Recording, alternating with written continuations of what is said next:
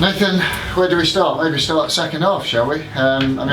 Disappointing in first half, obviously, but what a great turnaround.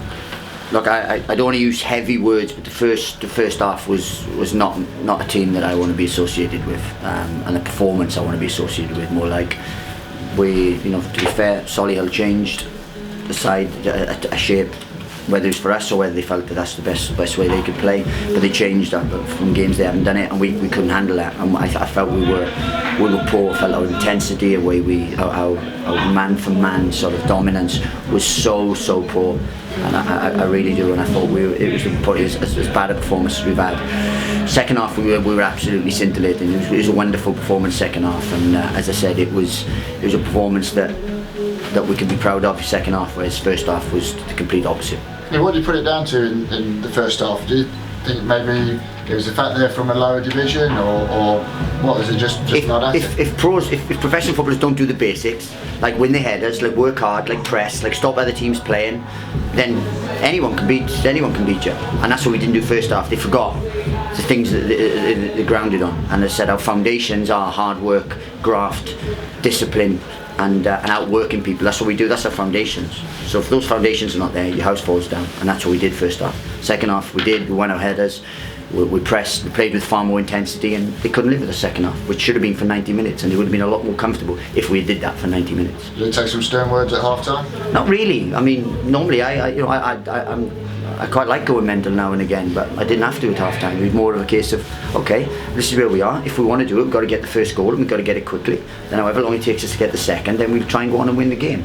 But as it was, we got two very, very quickly, which put us in a good position. And I've been on the other side of stuff, whether you are the underdogs, where you take the lead and you think, can we hold on to this? And then when they get a goal back, your belief goes a little bit. Then when you get a second goal, your belief goes totally. And then we went 3, 4, 5 and 6. And I don't think that flattered us. If I'm honest, it's just clinical. But it's just a shame that it came. We scored 6 in 45, whereas we probably would have liked to go and full out for 90. I think the first 4 came in a 12-minute spell. And obviously it was Danny Hilton, as usual, who got us back into it, and Johnny Mullins with his first for the club to level things up. Yeah, well, Danny had the first 45 minutes off, so he should have been fresh for the second, because he didn't turn up till half time. And when he did, he's, as I keep saying, I big him up, and he's, for me, the best in the division. So well done to him. But as I said, he's been fantastic for us this season, and he was second half. And as I said, it was a great finish, great touch, great ball, great touch, great finish. And then Johnny, I've watched Johnny, and Johnny doesn't score many with his head, so that's not a surprise to me that he scores for a centre half. He doesn't score many with his head. He scored all his goals with his feet. You refer to substitutes as game changers, and probably when Stephen O'Donnell at half time for James Justin at right back, you don't necessarily think of right backs being game changers, but Sod's got 2 goals and was magnificent. Yeah, he really was, and that's a credit to him, because he trains at that level all the time, and he's been a little bit harsh, but James has done well. And as I said, James wasn't on the best of games, to be fair, so he was a possibility sub that we would have done. But he was enforced because he had a little bit of concussion. But as I said, they responded very, very well second half, and that's what we're pleased about, because I asked them just to win the game, so we did win the game. So if we'd won 1-0, we'd have been really happy. So to win 6-2, we're ecstatic, especially after being 2-0 down. And obviously the other 2 goal scorer, Jack Marriott, it's been a while since he scored, mid-September, but that'll do in the world of good, won't it? Yeah, it will, but as I said, he's a danger, he's a threat, he's a top target man, pace, desire to do well, and I said we're pleased we have him. It was only a matter of time, because he puts himself in positions week in, week out, day in, day out. So he's done magnificent, to be fair. The FA Cup, as you said a few minutes ago, is all about getting through. We're in the hat for the 3rd round. That's what it's all about, isn't it, on days like this? Of course, it's all about. There's no point playing magnificent and having an honourable defeat or a draw and going for a replay. No,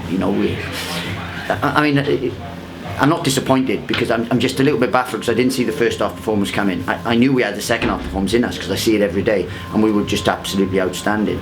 So to do that and to win the game, look, I'm delighted. And as I said, Monday we're in the hat, and see who we get. Of course, we'll be watching that draw Monday night. Any the big boys come in? We talked about the romance of it all, and now get to that stage, the lucrative side of it. And any ideas on who we might want? Well, basically we have a principle here that you want the lowest ranked side in the competition at home, or the biggest ranked in the competition away. So one of those 2 will do.